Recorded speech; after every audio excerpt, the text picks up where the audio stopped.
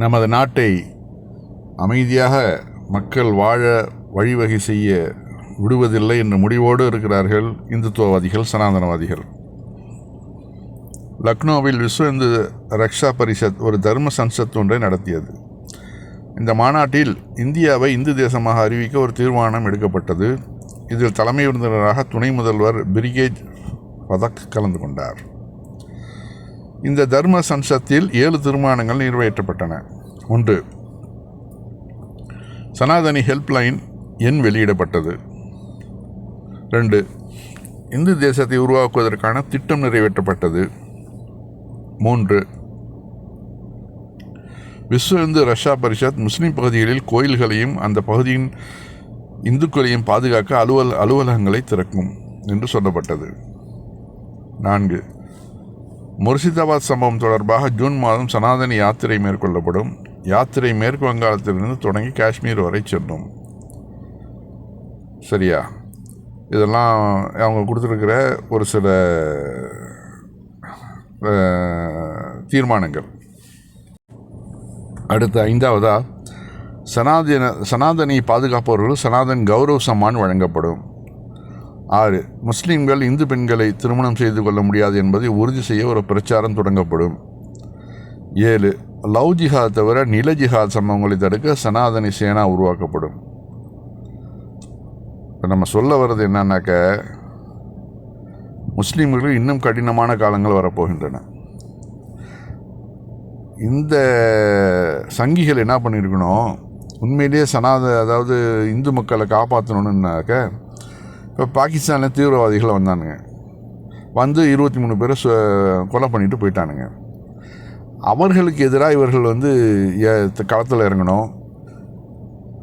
அங்கே போயிட்டு இந்துக்களுக்கு எங்கே பிரச்சனை வருதோ பாதுகாப்புகளை பலப்படுத்தணும். ஏண்டா பிஜேபியும் ஆர்எஸ்எஸும் அங்கே இருந்த பாதுகாவலர்கள்லாம் நீக்கினது பட்டவர்த்தனமாக தெரியுது.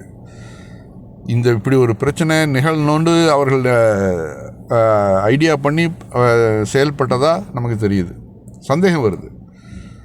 அப்போ அங்கே போய் அந்த கேள்விகளெல்லாம் கேட்கணும். இப்போ இது மாதிரி முஸ்லீம்கள்னால இந்து மதத்துக்கு என்ன ஒரு இடைஞ்சல்? இன்றைக்கி வரைக்கும் முஸ்லீம்கள் ஏதாவது பிரச்சனைகள் பண்ணுறாங்களா? இந்து மதத்தை அழிக்கணும்னு நினைக்கிறாங்களா? கத்தியை எடுத்துக்கிட்டு ஒவ்வொரு பள்ளிவாசலுக்கு முன்னாடியும் டான்ஸ் ஆடிக்கிட்டு பாரத் மாதா கி ஜெய் ஹனுமான், ஜெய் பஜ்ரங் பலி எப்படின்னு ஏதாவது கோஷங்கள் போட்டுட்ருக்காங்களா?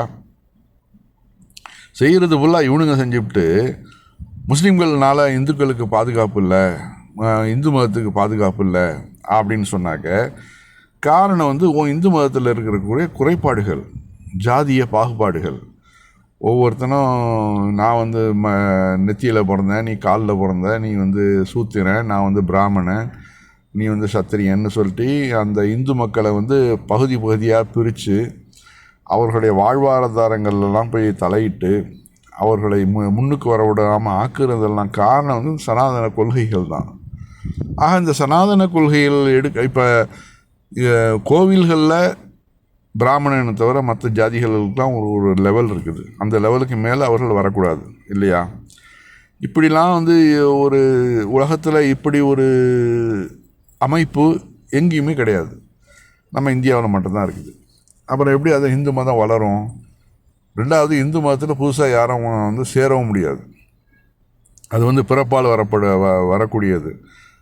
அப்போது இதெல்லாம் பார்த்துட்டு வெறுத்து போய் என்ன பண்ணுறாங்கன்னாக்கா, இந்துக்கள் சாரசாரியாக முஸ்லீம்களாக மாறுறாங்க. அதுக்கு முஸ்லீம்கள் என்ன பண்ண முடியும்? நான் இப்போ ஏஆர் ரஹ்மான் மாறி இருக்கிறாரு, யுவன் சங்கர் ராஜா மாறி இருக்கிறாரு. இப்போ அவர்கள்ட்ட போய் நம்ம போய் தகராறு பண்ண முடியுமா? ஏன் இங்கே வந்தீங்க அப்படின்னு சொல்லிட்டு? அது அவர்களுடைய விருப்பம். அந்த விருப்பம் அது மாறி வந்தது பிறகு அவர்களுக்கு எவ்வளோ பிரச்சனைகள்லாம் வருங்கிறது தெரிஞ்சு தான், ஃபேஸ் பண்ணி தான் அவங்க வராங்க. அதே மாதிரி கிராமம், ஒரு முஸ்லீம் கிராமமே மாறுது. மீனாட்சிபுரத்தில் ரஹமத் நகரா மாறுது. இன்றைக்கி போய் அந்த கிராமத்தில் போய் நீங்கள் போய் ஒரு விசிட் பண்ணி பாருங்கள், எவ்வளோ மாற்றங்கள் அந்த மக்கள்கிட்ட இருக்குது. அதே பக்கத்துலேயே அவர்களுடைய உறவினர்கள் இன்னும் அரிஜனர்களாக தான் இருக்கிறாங்க. அந்த கிராமத்தையும் போய் பாருங்கள், 2க்கும் உள்ள வித்தியாசத்தையும் பாருங்கள். அதுலேருந்தே தெரிஞ்சுக்கலாம் நாம் ஏன் இந்து மதம் தேயுது, இஸ்லாம் வளருதுங்கிற காரணம் அதுதான். ஆக நீங்கள் இந்து மதத்தை வந்து புனருத்தானம் பண்ணாமல் முஸ்லீம்களை வந்து டார்கெட் பண்ணுறதுனால எந்த ஒரு நன்மையும் விளைய போவதில்லை. முஸ்லீம்கள் இதற்கெல்லாம் பார்த்து பயந்து போய் இஸ்லாத்தை விட போகிறதும் இல்லை. என்ன, அதுதான் நடக்க போகுது.